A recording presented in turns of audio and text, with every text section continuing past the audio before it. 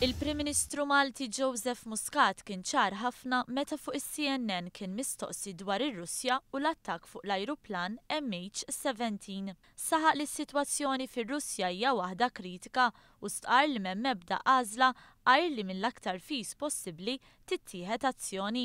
Il-Prim Ministru sostna li jinsab irrabjat b'dak li ġara u għalhekk jemmen li issa huwa l-mument tal-prova biex l-Ewropa tiddeċiedi dwar iktar sanzjonijiet.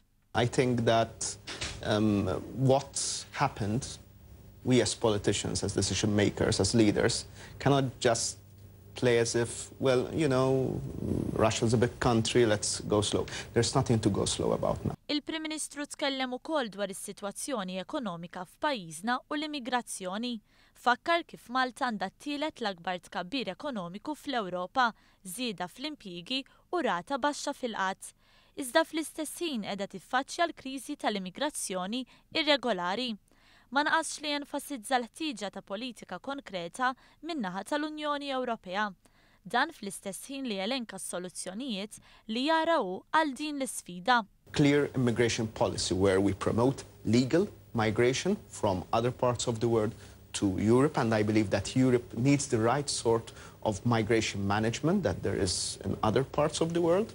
Then we need to make sure that not all those who want to come to Europe can just come to Europe. Then we need to clamp down on the criminals who are organizing these trips, and that is, I believe, very serious.